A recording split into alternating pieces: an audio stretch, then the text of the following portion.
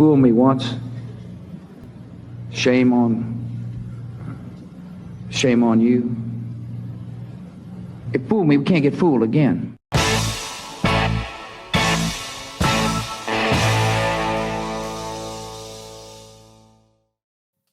All right, welcome everyone to episode 7 of Reframing the Narrative, and we're really happy to have this week's guest, Ryan Minniti. He's a local here from the Central Texas Freedom Community, a longtime researcher into all things conspiratorial.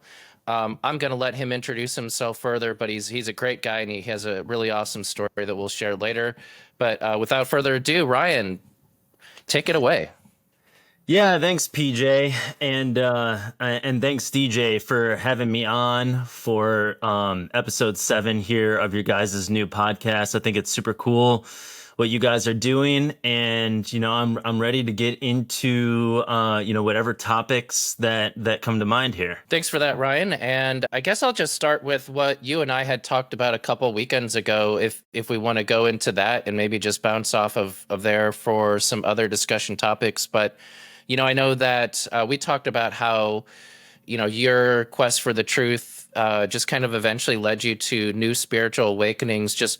I think it would be great for the audience to understand that a little better, or to hear your perspective, because I think what I've experienced and witnessed in a lot of people who consider them truthers or some variation thereof is that many of them kind of go down the Gnostic rabbit hole and kind of end in this place where they're not quite sure why we're here, or many think that we're in this big video game simulation. But I think it kind of ends in a form of trap that I think that even though you've learned a lot of things about the world, you haven't necessarily learned the real purpose and kind of what's behind everything, both good and bad.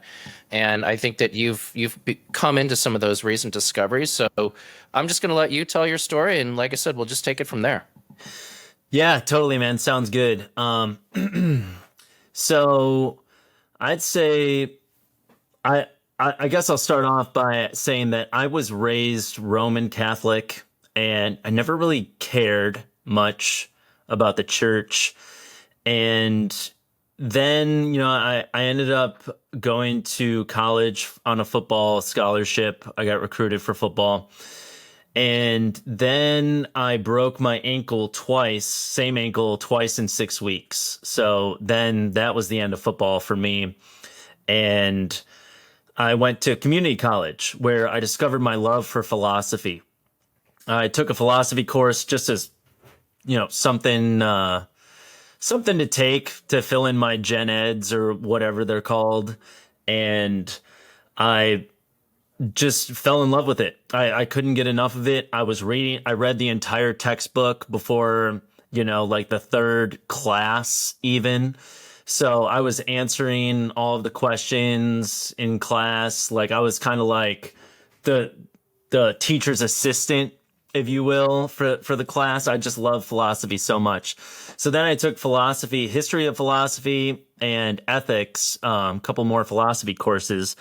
And I really started developing this atheistic mindset, the problem of evil, all of these various things that, are kind of, at the time, it seemed like insurmountable questions that couldn't be surpassed by any theological discussion. It's like, checkmate, evil exists, Christianity, God, that's stupid. And so that's kind of how I looked at it. And for years, I'd say for about 2-3 years, I was like a militant atheist, where I thought, I was preaching the good word of atheism. I thought that I was put on here to debate, or, I was here out of stardust, or, whatever I was believing at the time, that, I was here to tell people about atheism and why nothing's going to happen after they die. And, I was very, very happy to do that for a while.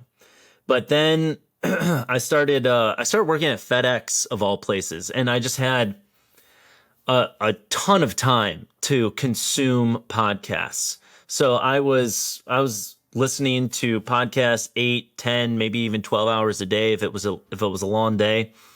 And I had listened to over like 10,000 hours of podcasts.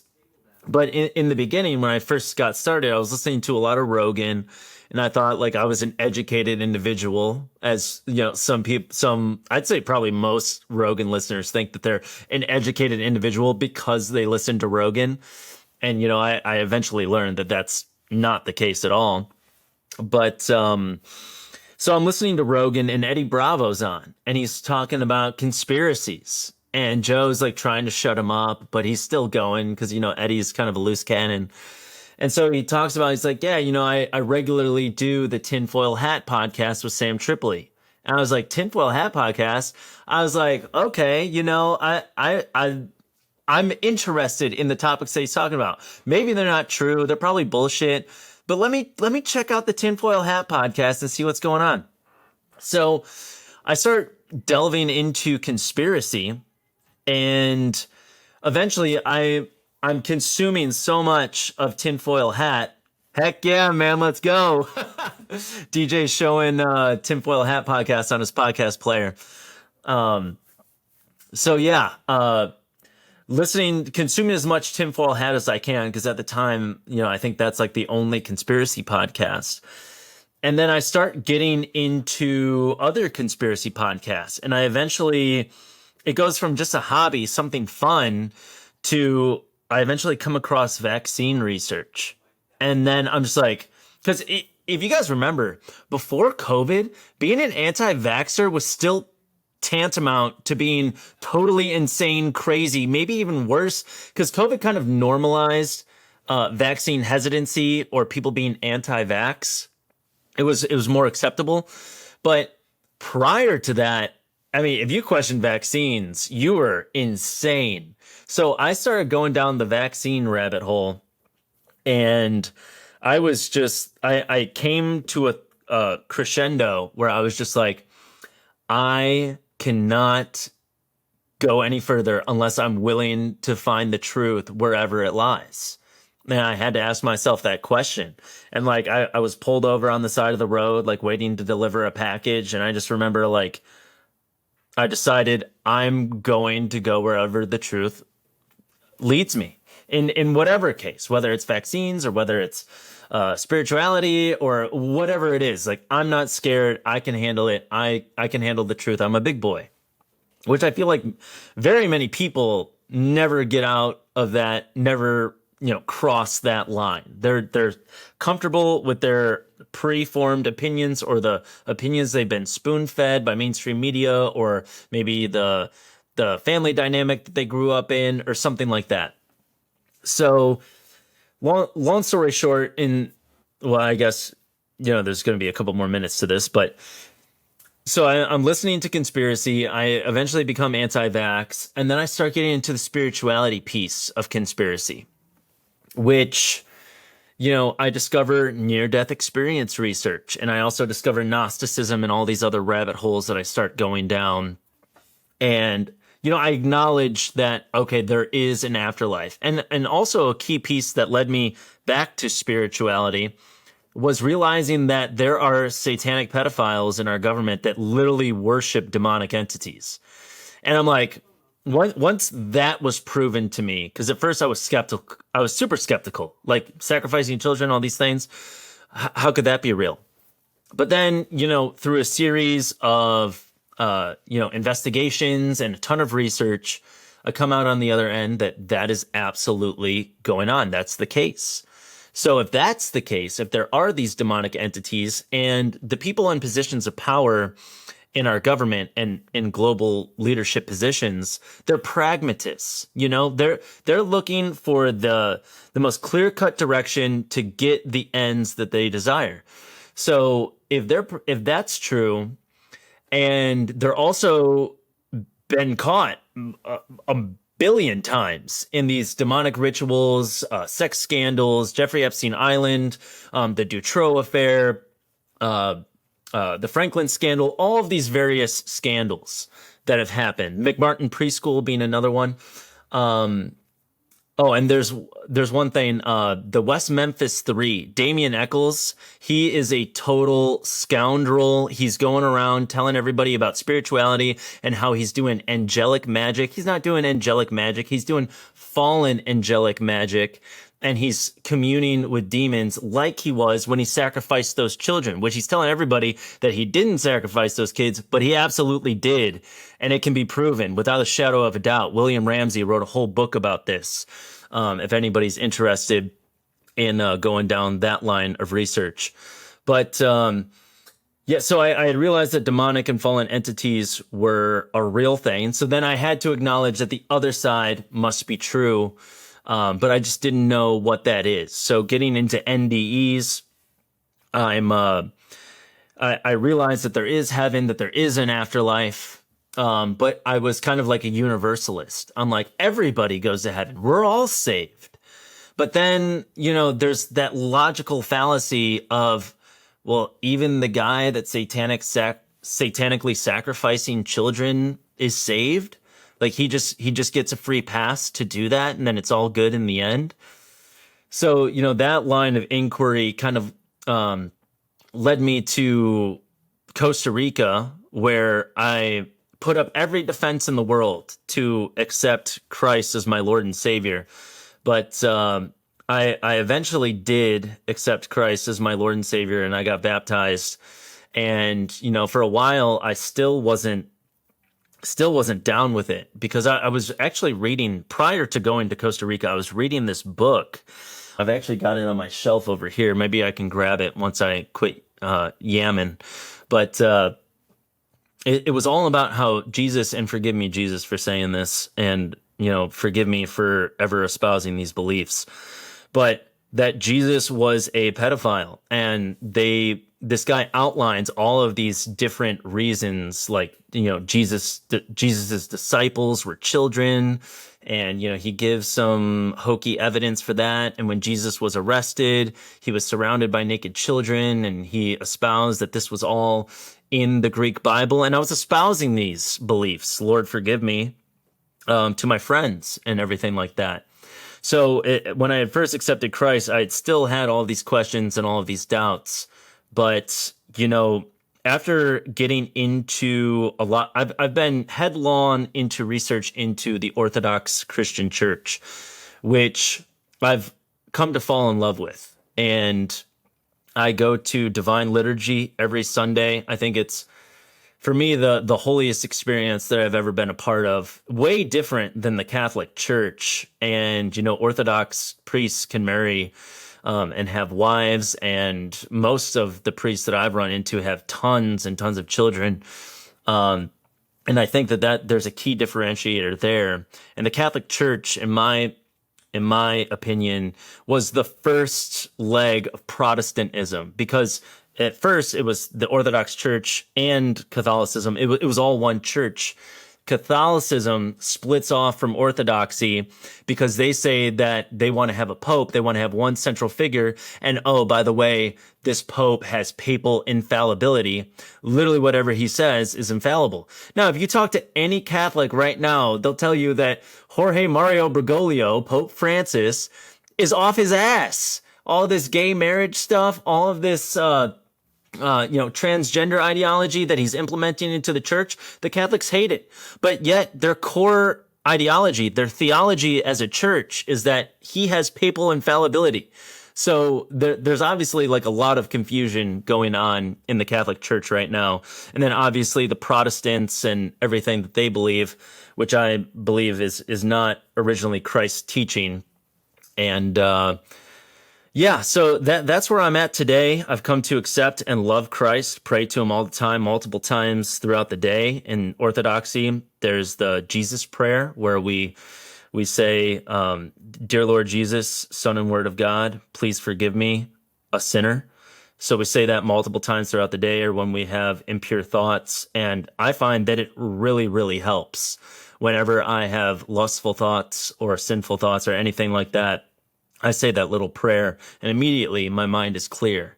And I also think that demons have a lot to do with our negative thoughts, like suicide and sinful thoughts, lustful thoughts, all these kinds of things. So Yeah, that's where I am today, and where I came from. Well, Ryan, I think it's got to be like kismet that you ended up on our show today. I was literally listening to Sam Tripoli, Tinfoil Hat before we went on the air today. So I was able to just pull that up on my phone, and I was listening to the latest episode with Mark Passio as the guest, and they're talking about Satanism and the Church of Satan. Sam Tripoli calls himself like an illiterate retard and makes fun of himself, but he always has these fantastic insights. And I think, like, I'm a fan of Confucius, actually. I studied East Asian studies. And I think we could have a collection of the sayings of Sam Tripoli, because there's so much wisdom in his so-called retarded way of saying things or looking at things. He just always finds a nugget of insight. And today I got one from just kind of a remark in response to what Mark Passio was saying. And this is leading to what I would like you to elaborate on. He said, conspiracy always leads to spirituality. And I was like, dude, that is just perfect, because that's where it's led. I think it's led all three of us. And it's led so many people. That's where it's led Eddie Bravo. That's where it's led Sam. So would you like to elaborate on that? Like how, if you really follow that true path, then you do end up in spirituality? Totally, man. What I'll say about that is I actually think that a lot of people like to call themselves truthers. I'm a truther. I'm searching for the truth, or I know the truth about certain various things. And the opinion that I've now begun to have is that there's only one truth, and that's Jesus Christ.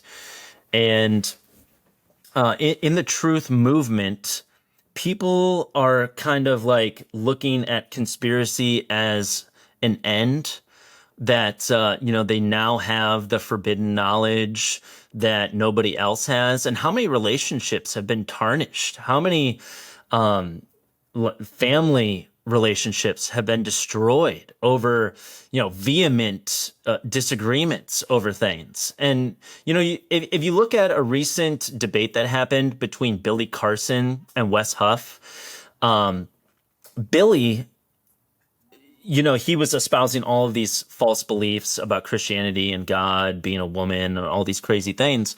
And Wes Huff, a biblical scholar, he utterly dismantled Billy, but he was very kind and he was respectful towards Billy. He wasn't being a jerk. He wasn't being any of these things.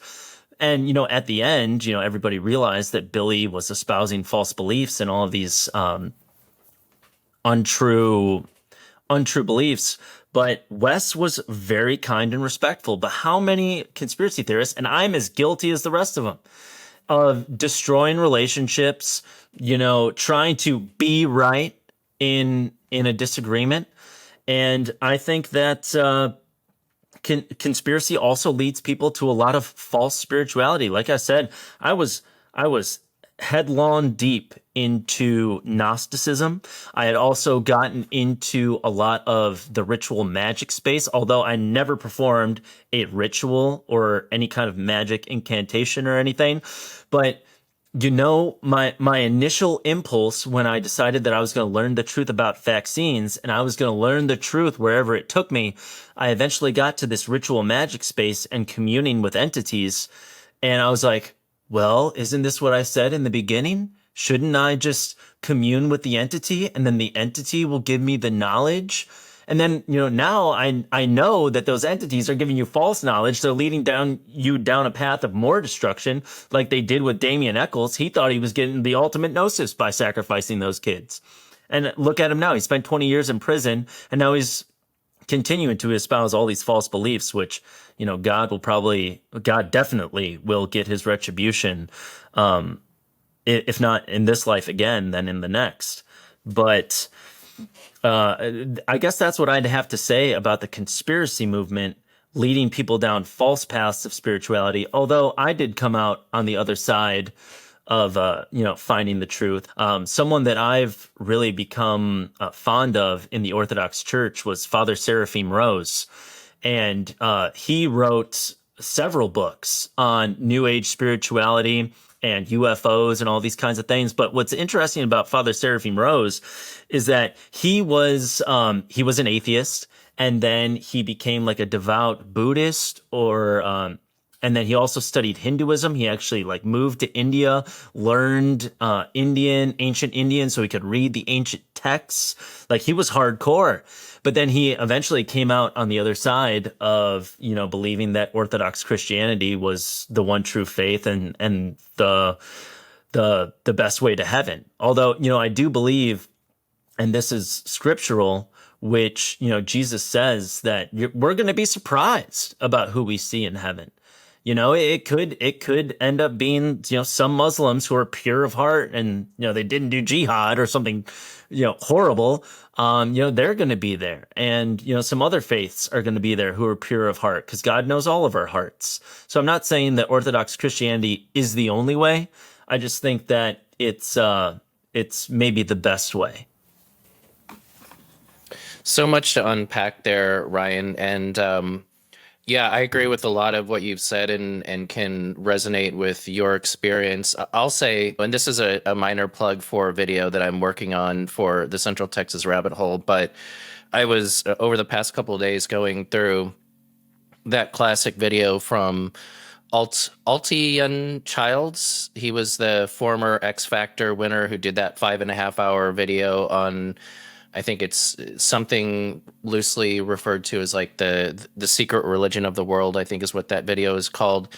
But I wanted to borrow some of that content for this video, just because I'm trying to give an introduction to some of the key topics and the truth world, especially for people who may not be as familiar with them. And man, there's so much great content in there. And even today I was looking for something and found the part of that video where he's talking about, you look through the Masonic texts and then you look through the Satanic Bible by Anton LaVey, and both of them refer to people who are atheists as basically the profane masses, and basically make a mockery of people who think that there is no God. Like, even they understand that there's more than just the physical world here. And in fact, in most of the things that they do, they're mocking the profane masses for their ignorance. And when I think about, I had a similar journey in the sense that I just had this desire to know the truth and to keep following it wherever it went. And I had many breakthrough moments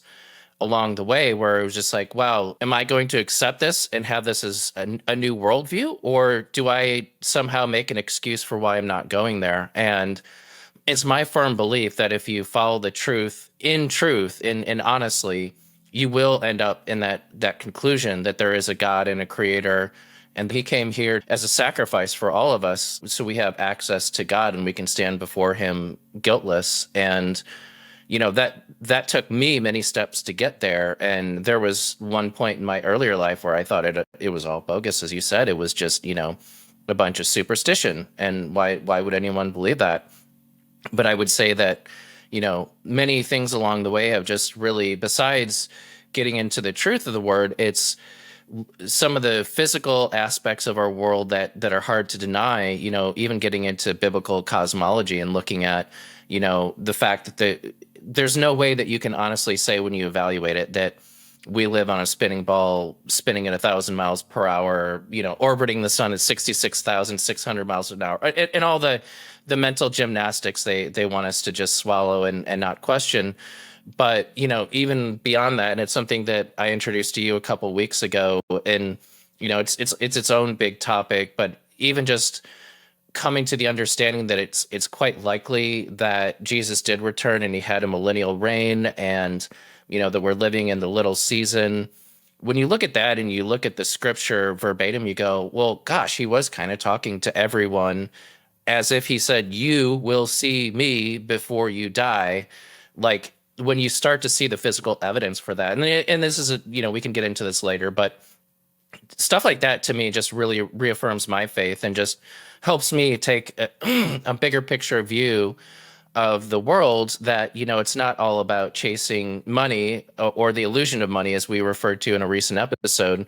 There's much more to life, and the time that we have here does matter. And that was something that, as I was trying to figure out, not only what should we talk about in this podcast, but what should I be thinking about for my own individual videos? And just, I feel like that was a message I received, is like, every minute of this life counts and it matters. And what you do with it is a gift, and you're also accountable for it. But, you have to get to a certain point to make realizations like this. And I do unfortunately see a lot of people in the quote unquote truth community fall into some of those traps that you described of, like, Gnosticism, we can be our own God. We don't need any other sort of, God or resource. If we just get a little bit more knowledge, then we'll ascend as masters. And by the way, I truly believe that we're going to see some shoe drop this year, and the golden age of 2025, and Alice Bailey and others have been kind of hinting towards.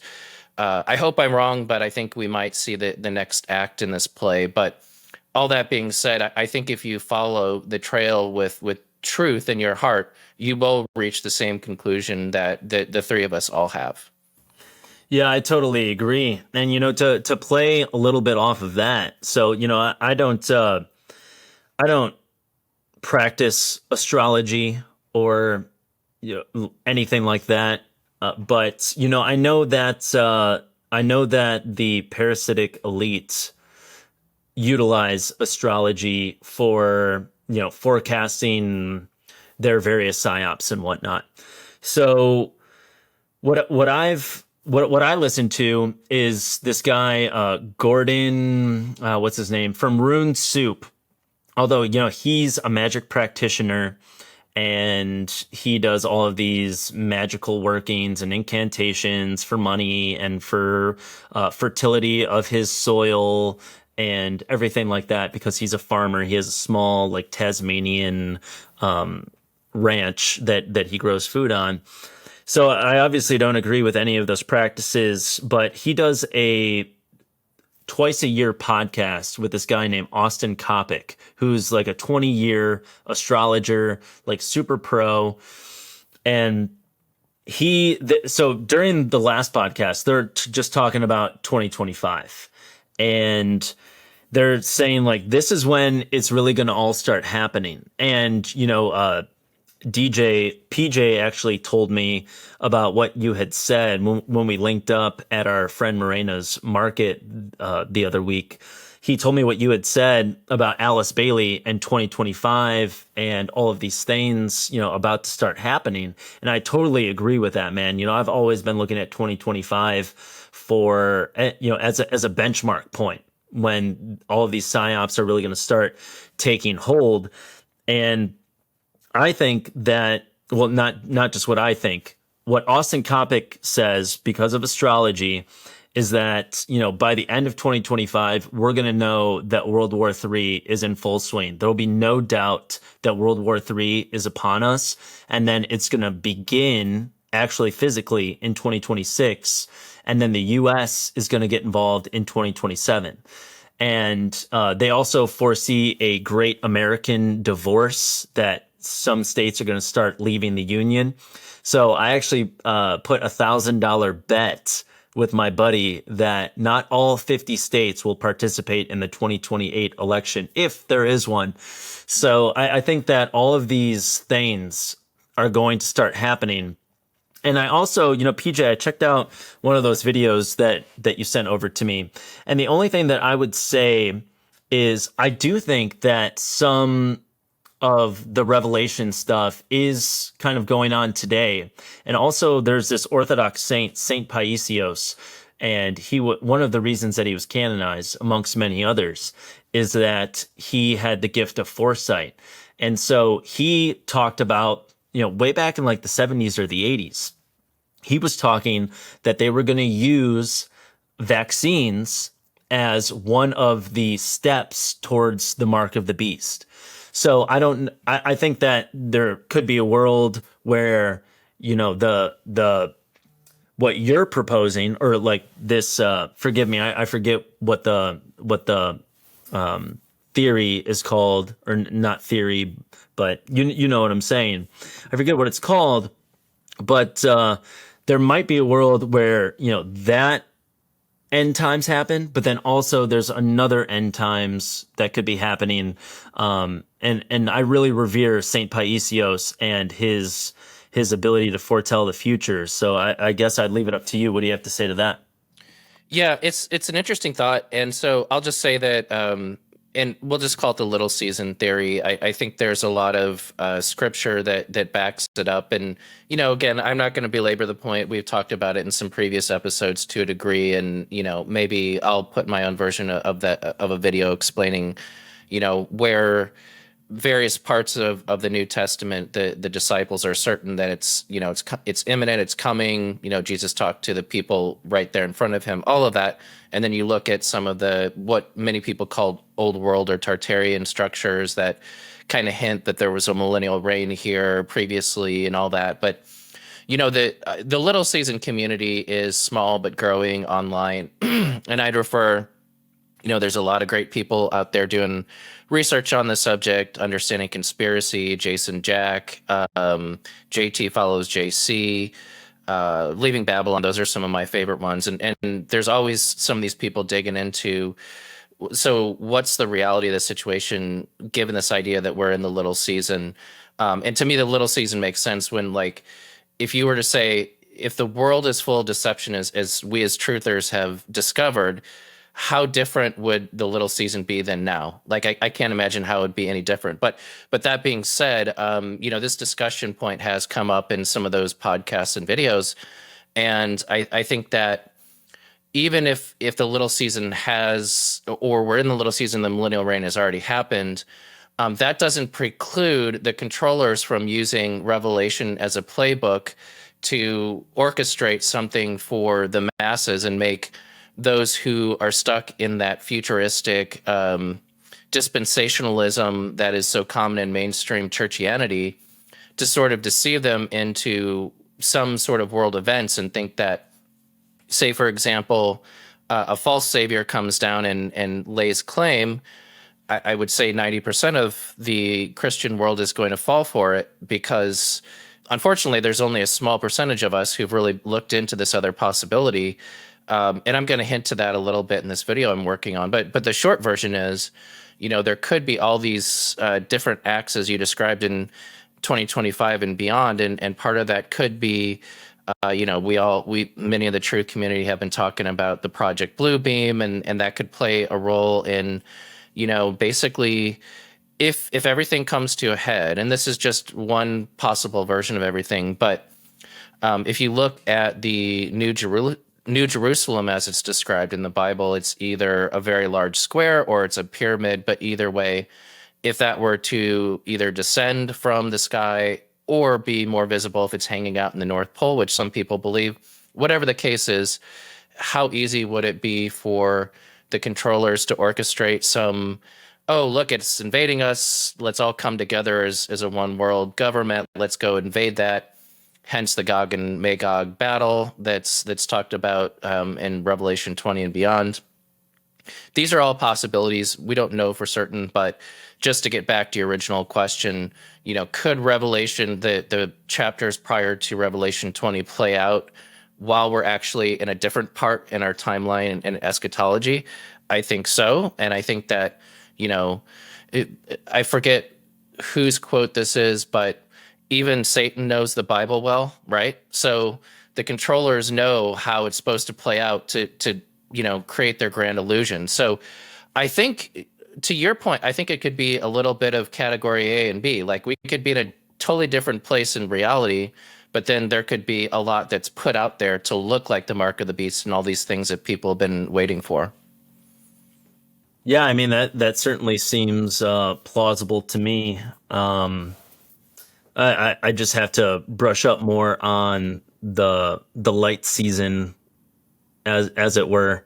It's a lot to swallow. I mean, to me, it was like when I talk about some of the big lights turning on for me in my truth journey, I thought when I finally hit flat Earth and really absorbed that, and I was like, wow, I have to recalibrate my brain and see the world differently. I thought that was it. I thought I'd reached the end. And, besides obviously finding God and the logical conclusion from there. But, then I would say a year and a half ago, I kind of ran into all this discussion and it's been snowballing. And yeah, I was just like, whoa, hang on. So, and even if you look at some of the people who've done research, like Gunter Heinzen gave a presentation that you can find on the Understanding Conspiracy YouTube channel. He and JT follows JC did a dissection of that. Mind you, that guy did not think anything about the little season. He wasn't even Christian. But he kind of showed that there was 700 years added to our timeline. There's a lot of these things that just make sense. And so I guess what I'm saying is we don't know what we don't know. But I think that for me, that light turned on. And then when you look at the various passages where, Paul is telling people not to get married because it's about to happen. Peter's saying it's coming quickly. All the places where Jesus says, you will see me return. This generation will not pass. All of that. Like there's plenty of scriptural evidence for it, but we're all trying to understand this together, and that's really all I'll say there. I mean, we could make a whole 2-hour presentation on that topic alone, and many have already. But to me, it was just a big light bulb, and I'm still learning and growing in my understanding with that. So I will stop hogging the mic and either give it back to you, Ryan, or DJ. I'll take a stab at something, because you both touched on 2025, what it means, what's going to happen, and also that basically, whether you call them Satanists or Gnostics, the people that control things and aspire to continue to control things, and I'll pick up on what Ryan said very early in his introduction, they're really kind of like McKinseyites in a way, the consulting firm. They want to run things efficiently. That's why they want to get rid of useless eaters. They've realized that in order to benefit from the world's wealth, they don't need that many people around. They need to develop technology, and then they can be gods on earth. And there's the Gnostic part, right? And we've reached that point where we can see it coming with the AI and the Stargate program, and that dovetails with the realignment of Europe. We've seen recent, like J.D. Vance going over and lecturing Europe about, democratic values and things. You can see almost a decoupling of America from the rest of the world. And at the same time, it's developing into these alignments with maybe what we've touched on before, the expansion of the United States of America in this hemisphere or hemisplane. And this sector, and so you can see whether it's playing by a script or whether it's the fulfillment of God's word. You can see things coming to a head in Gog and Magog forming. Maybe the U.S. withdraws from NATO of all things, and Europe is left to its own, because the U.S., what we believe is America and Europe are not really allies in this end time scenario for the most part, right? As far as we know. So the U.S. is talking about taking over Greenland, renaming the Gulf of Mexico, all these things. And at the same time, we're also seeing Agenda 2030. Why is it 2030? You're seeing the outlawing of petrol cars. You're seeing even things when you look at public health, so-called, which is something I think is a misnomer and should be completely banned, but there is no such thing as public health. There's only personal sovereignty and personal accountability for your health, and the government can get the F out of it. But you see pronouncements saying, we want to eliminate the spread of this and that disease by 2030. And one that came up recently on my radar is they're talking about HIV, which, as we know, if you're familiar with the research of the Perth Group and going on to Carrie Mullis and a whole bunch of people, HIV doesn't exist. HIV equals AIDS was literally declared by press release by Margaret Heckler, who was the head of the Department of Health and Human Services. And she said, we have found the causative agent for this syndrome that we're observing.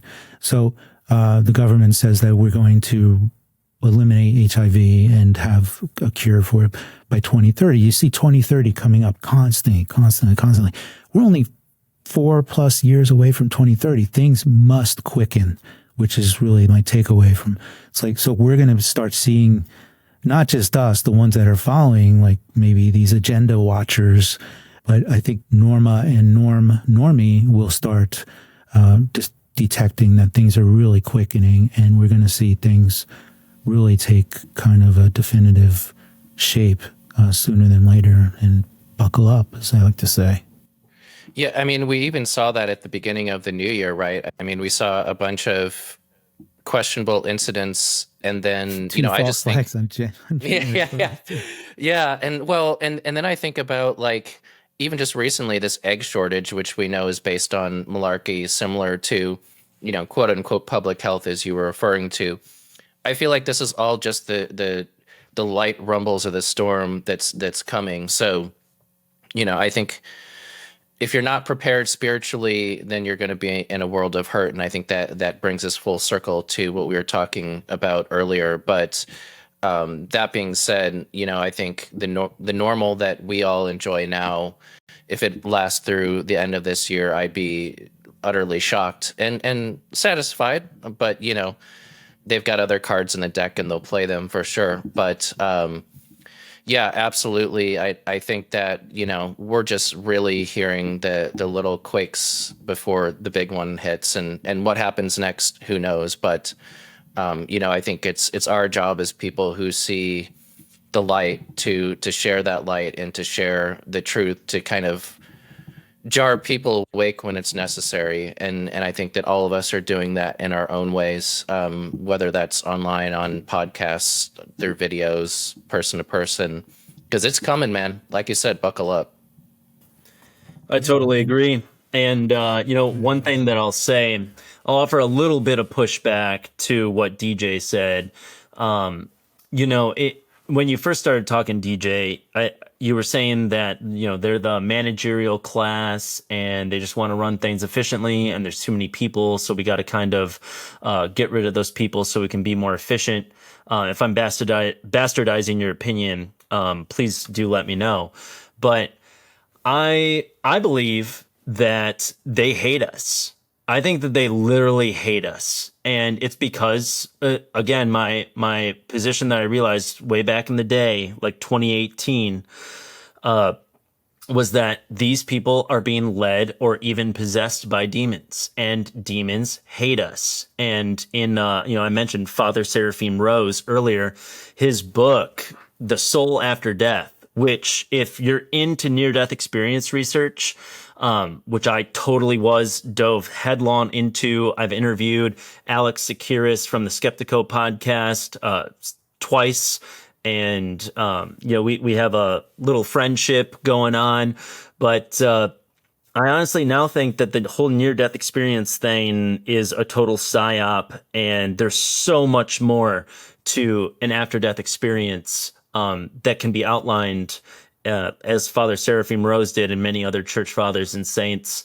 And you can see that in The Soul After Death. But my main reason for bringing that book up is that Father Seraphim Rose relays an account way back in the day. Can't remember the guy's name or the time period, but he's wandering through the woods, and as Orthodox Christians, you're encouraged to have a prayer rule. So a lot of prayer rules are like, I'm going to pray every single morning and every single night. So this guy's prayer rule was that he was going to pray every night before he goes to bed. So he stumbles upon a cave. He goes into the cave, and before he falls asleep, he says his prayers. Then he wakes up in the middle of the night to a chorus of demons. And he even says that there was one head demon, obviously Satan. And so this head demon sat in his throne, and one by one, these demons came up to his throne, and they were asked, did you get your person to sin today? And it's almost as if, there's demons assigned to us. So they go up to the throne. They're asked, did you get your person to sin today? And if they say no, they're tortured, beaten, booed. And then another one will come up and like, did you get your person to sin today? And they'd be like, yep. And it'd be an eruption, big party. They love it. They love sin. They want us to sin so bad. They want us to fall short of the glory of God, to miss the mark. They want it so bad. They literally rejoice when we do it.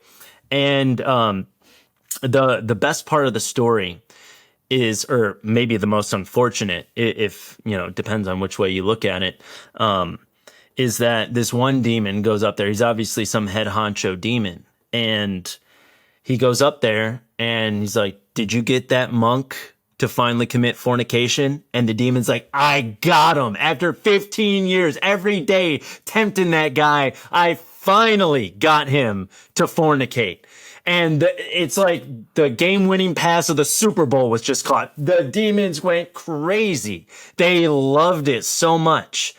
And so this guy, he wakes up, obviously he's being divinely protected or something like that to be witnessing this. But he thinks, he's like, what kind of crazy ass dream did I just have?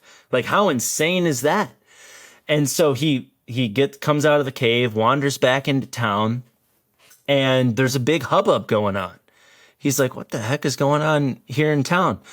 And so he finally asked someone, he's like, what's going on? He's like, they just found out that one of the local monks was caught fornicating. He's like, oh my gosh, that was true. That was real. That's what I saw. And so I think that, a lot of times we don't really realize the depth of the hatred that they have for us, that they rejoice so gratefully when they get us to commit like ultimate sins, things completely against our conscience, when even little things, when we know that we should probably not have the extra little bit of cake, or that we've already had 3 beers, but we decide to do 2 more and drive home anyway. Or, we've got a big, thing happening tomorrow, but screw it, let's just get baked and watch movies all night or something like that. Every single one of those instances, now whenever I'm about to act on any of that, I literally think, I'm like, my demon's not getting the chorus. He's going to be tortured tonight, that demon. He's not going to be rejoice on my behalf. So that's the only pushback that I would offer, is that I literally think that they hate us. I think that there is a managerial class that, is kind of, just carrying out orders and whatnot. But certainly at the top, it's seething hatred. If I could just clarify for a second, and I appreciate what you said about that. My point wasn't really that they're middle managers that we're dealing with. And we are. If we know their names, they're definitely not the honchos. They're like, it irks me to no end when the media says that someone like Elon Musk is the richest man in the world, or they'll, refer to Bezos or Gates or someone like that, the richest man in the world, when we know that the Rothschild banking family and the 7 member families of the Federal Reserve Bank, which is a private bank, they have trillions upon trillions, tens and hundreds of trillions. I mean, it's uncountable. But anyway, but I do agree, they hate us. And all I'm saying is that they basically see us as the uninitiated and profane. And therefore that enables them spiritually, or they're able to justify rationally that, and maybe it has something to do with being possessed or whatever it is that drives them. But they can say that these people are dispensable. And then they add this way of managing things. They're just trying to be efficient with the way they run the world's resources, which they believe belong to them. And therefore they take the McKinsey approach. And if you're familiar with that, it's basically you just bring in a consultant and they tell you to fire everybody. And so that's what they're doing in the world. And that's why we see a lot of the awful, poisonous ways that industry is run, because it's not run for our benefit. It's run for the benefit of the people that run it to be the most efficient and most profitable for them. And therefore we get poisoned by the food, the air, the water, the education, the Talmud vision and everything. That was really my point about that. But I appreciate what you brought to the conversation, and I'm glad you pushed back, because I appreciate pushback as well. Totally, man. Well, let me offer maybe just a little bit more. So in terms of like Georgia Guidestones, you know, we got to be brought down to 500 million. But it seems like all of these events, like even the COVID vaccine, all of these other things that are meant to like, or that we may think that are mass depopulation events, at least it hasn't happened yet with the vaccine. Although, you know, I totally acknowledge tens of millions, if not more, have died as a result of the vaccine. You know, I was on the front lines preaching about that on my podcast when I was doing it. But, you know, if like the goal really is to depopulate us, then what, like, are they just waiting for the big mass extinction event when they have World War III and then a ton of people die as a result? I mean, there's even the thought that nukes are a total psyop as well. So if they don't have nukes, I mean, like to kill all of those billions of people would be quite an undertaking. So I guess I would wonder like how that is going to be accomplished. Well, I think that's anyone's guess, and definitely agree with both of you on the point of view that, you know, the dark forces of the world definitely hate humans, and I think you can take that back. I mean, this is where it gets difficult to explain to the average person who are they, because you have to go so many layers deep to eventually end up at the mystery Babylon and mystery religions. And even taking it, you know, into like the realm of looking at the book of Enoch and it describing the Watchers and how they defiled themselves with humans and everything that happened with the Nephilim. Like all this is intertwined, and it's not as easy to say just like, oh, Bill Gates is behind everything, because we all know that's not true.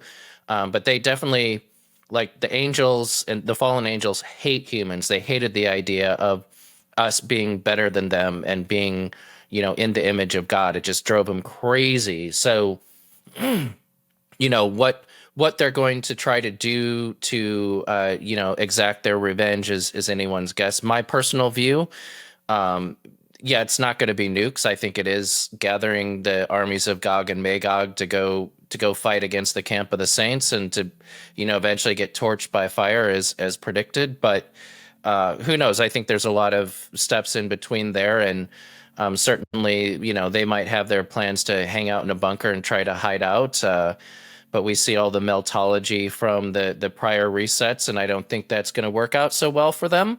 Even if they try to go hide out in the lands that some people think are beyond the ice wall, again, I don't think that's going to work out really well for them. And DJ, I think you brought up a really good point. I can't remember if it was on air or if it was just between us recently, but you said something about the fear of death and no one escapes it. I think this would be a perfect time to jump in there with that comment, because billions and trillions still won't save you from the ultimate conclusion of your life and getting into the afterworld and having to account for your time here. Absolutely. I think what drives these people, if they are people, if they're not reptilians or something, but it really is at a fundamental level, it's the fear of death and wanting to overcome that by being gods themselves. And that's Gnosticism, right? You create your own world.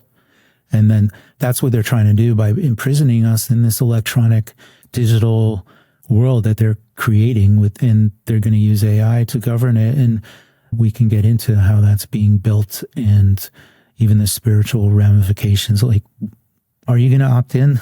Is that the mark of the beast? I don't really know.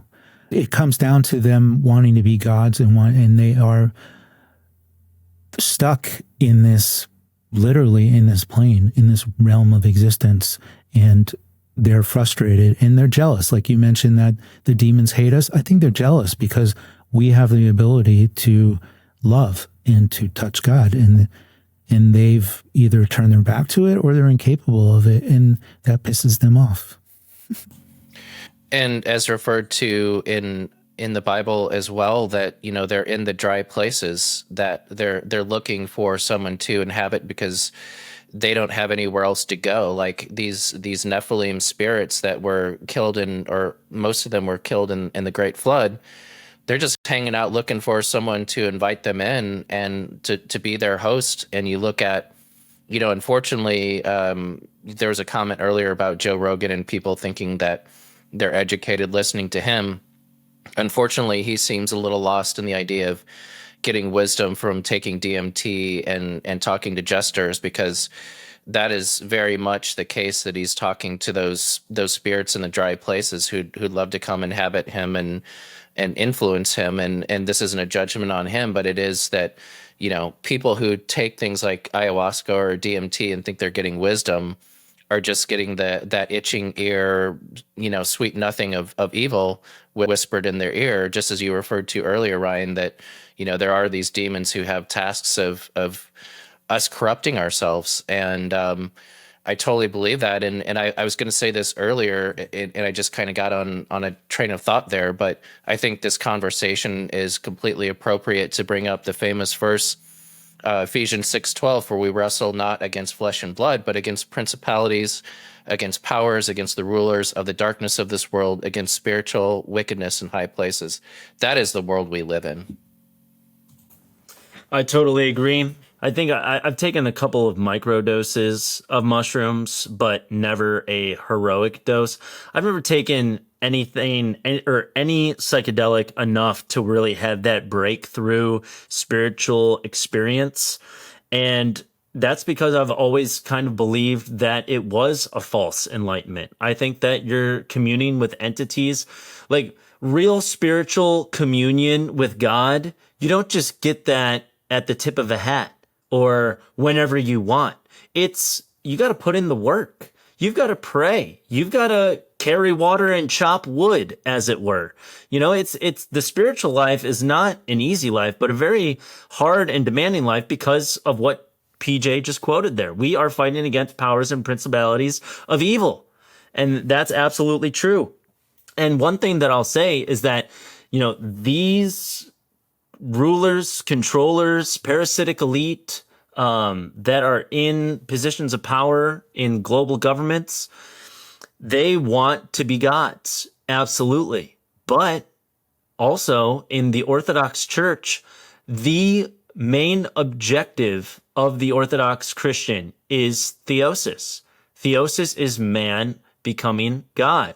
And now that may be really like, whoa, because that's, you know, we're, as conspiracy guys, we're like, dang, we got to push back on that because that's antithetical to what we believe. But man becomes a god, not God. By becoming a god, you're having God shine through you. So like Saint Paisios, for example, it's not that he became God or that he is on the same plane as Jesus. It's that Jesus was shining so brightly through him that he had these divine gifts that were Jesus's, just being expressed through Saint Paisios. And he had a very hard life, suffered through a lot of illness and stuff like that, but he always remained faithful to God, always very joyful and pleasant to everybody that he came across. And he really embodied the life of Christ. And so he reached theosis, as well as many other saints and church fathers.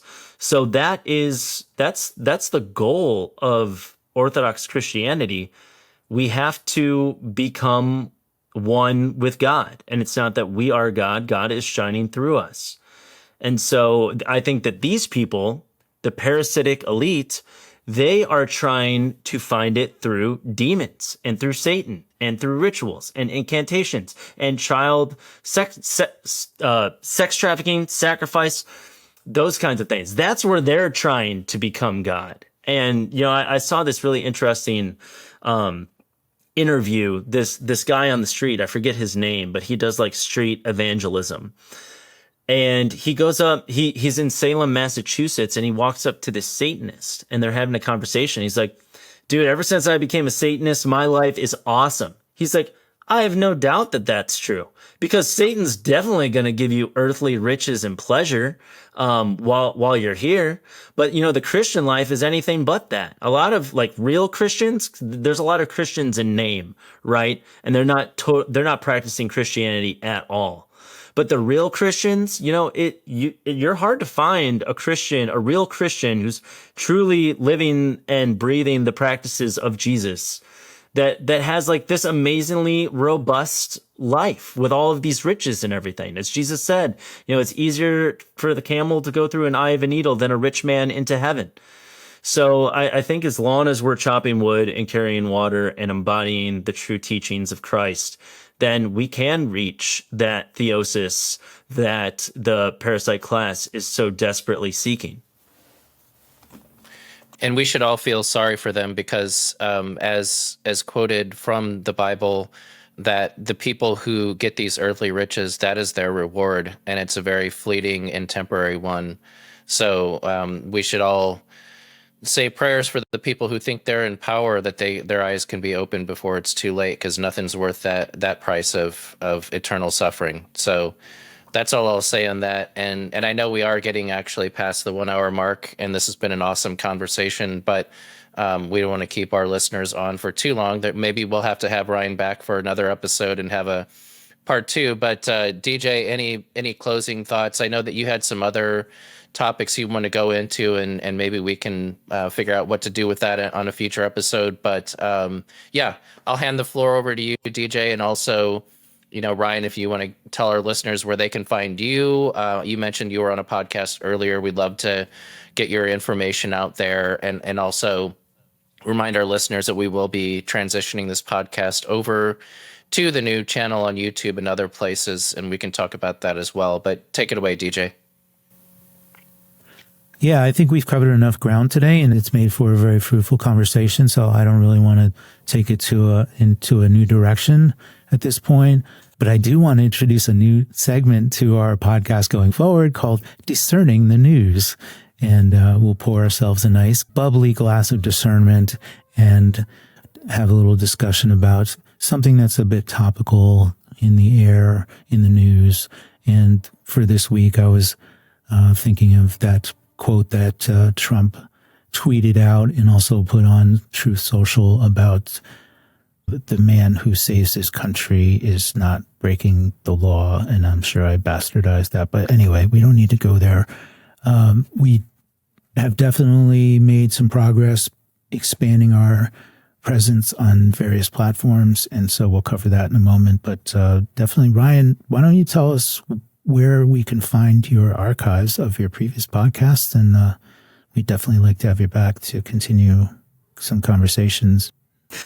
Yeah, absolutely. And I absolutely love talking with you guys today. I know how a lot of this can sound to maybe some of your listeners, where it's like, come on, a Jesus freak or something like that. Like now I got to listen to a Jesus freak for an hour, or I'm just going to tune out because this is not my bag. But I was that exact same person. And, everybody's on their own journey, and hopefully they're brought to Christ sooner or later. And, we'll show them love every step of the way. But yeah, my old podcast is called Conspiratorial Conspiring. Have a lot of great episodes, even a 4.5 hour COVID breakdown that I did in May of 2020. A lot of people were sitting on their hands for a long time, but I was actually marching down the streets of Austin, Texas, on April 2nd. It hadn't even been a declared pandemic for a month yet. And I was marching by myself down the streets of Austin, Texas, people honking their horns saying, "Fuck you!" And like all these things, because I had this big sign that said, "Bill Gates is a Freemasonic Luciferian." In big black letters on this whiteboard. It was like, I don't know, like a 5-foot wide board. It was awesome. I think I still have the posters somewhere. But, yeah, so that's Conspiratorial Conspiring. If you guys want to go check any of that out. I also do the Live Free Now show with John Bush. You guys can go check that out. We do a segment every week called the Conspiracy Corner. Today we talked about 5th generation warfare and things of that nature. And also, guys, I'd love to come back. I've been invited on a couple of other podcasts with the intention of talking about the Franklin scandal. And then inevitably, the host researches what the Franklin scandal was/is, and they are like, can we actually just talk about the Bilderberg group? Because I think the Franklin scandal is a little too hardcore. I'm just like, it literally, for me, it's one of the preeminent child sex trafficking cases that just blows the whole thing wide open. You can literally prove without a shadow of a doubt that there was a child sex trafficking network going from Omaha, Nebraska to Washington, D.C., and that George H.W. Bush and other presidents were directly involved. It's mind-blowing. It's way more compelling than Jeffrey Epstein and a lot of P. Diddy and all of these newer age kind of things that are going on. But Limited the Franklin hangouts. scandal... Go ahead. I said those are both limited hangouts, and Totally. no holds barred on this podcast. We're not afraid to talk about it, and if we can't talk about it on YouTube, we'll take it over to Rumble. So yeah, I'd love to have you back to enlighten our listeners about that. Totally, man. Well, I'd be honored. Rumble. You are in Rumble. Well, I'd like to touch on that. The Franklin cover-up or the Franklin scandal has everything, right? It's got blackmail, it's got murder, it's got SRA, satanic ritual abuse, it's got kidnapping, child abuse. What's that guy? Rusty Shackelford, Rusty Nelson. Rusty Nelson. He's the official photographer of all those gatherings where they compromise people, like the compromat material. It's got Bohemian Grove. Basically, Paul Bonacci recalls essentially that he was brought into there to do something to finish off another poor young person. It's got multiple personalities. It crosses party lines. It goes all the way up to billionaires and politicians and celebrities, and kind of shows you the mechanics, the mechanisms that are used to keep people in line, to control people and everything. It's the scandal that just keeps giving, and it's overlooked. And I believe that it's about an hour long, maybe 50-minute expose on that was scheduled to be aired. Literally less than an hour before it was supposed to go on the air, was pulled. And you can see it in a very bad video VHS copy, but it's available. Maybe our listeners can do some homework and check it out. That really gives you all the mechanisms that are out there. And there's really no theory to that conspiracy. Well, Ryan, we're going to definitely put you on the hook for coming back and telling us more about that. I know you've done a ton of research on it. And to be honest, there's always new rabbit holes. And this one I'm not as familiar with as both of you guys. So sounds like fertile ground for another really engaging hour whenever we can schedule that and make that happen. But yeah, Ryan, I'll let you close with any other final thoughts. And then Jake and I will kind of tell people where we're moving the podcast and where to find us. And then we'll just look forward to next week. Yeah, I guess I'll just close with a prayer, and we'll say to the Father and the Son, and the Holy Spirit, dear Lord Jesus, thank you for bringing me on this podcast. Thank you for PJ and DJ and the work that they're doing, exposing the truth, and all of the listeners as they're on their path and hopefully guided closer and closer toward you. And please help us in the spiritual battle against the demons who want us so badly to sin, but we're going to resist that, and we're going to rejoice in your holy name. Holy God, holy mighty, holy immortal, have mercy on us. Amen. Amen.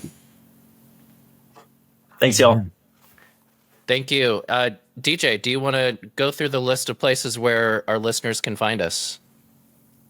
Sure. We have a new Rumble channel, and we'll be putting all our new episodes up there as well. It is Reframing the Narrative podcast.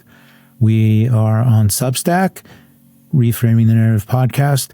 And that, for both PJ and I, is a collaboration where we'll be elaborating on some ideas or introducing some ideas, and it's a place to put them out there and then discuss on the podcast. whichever comes first, either the podcast and then the article, or an article and then a podcast. So if you happen upon us on Substack, one thing we really want to do is interact with people. You don't have to totally be on board with everything we say. You can push back on things. We want to have discussion. We're not about division. And so that's, I think, really what is rotting us right now. We're not about fighting in division. So find us on Substack, subscribe, comment, and we can have a dialogue. We're on YouTube at Reframing the Narrative podcast as well. I am on Twitter at Jake Discerning, and I think that's about it. And then PJ has the Central Texas Rabbit Hole channel on YouTube. And where else can we find you, PJ? You can also find the Central Texas Rabbit Hole on Telegram, and I think progressively will be on more platforms, but I think that's enough to overload our audience with today. And again, thank you, Ryan, so much for coming on. It was even better of a conversation than I could have expected. We definitely look forward to the next time we have you on. And until then, thank you everyone for tuning in, and we'll talk to you next week. You just have to flood a country's public square with enough raw sewage. You just have to raise enough questions, spread enough dirt, plant enough conspiracy theorizing that citizens no longer know what to believe.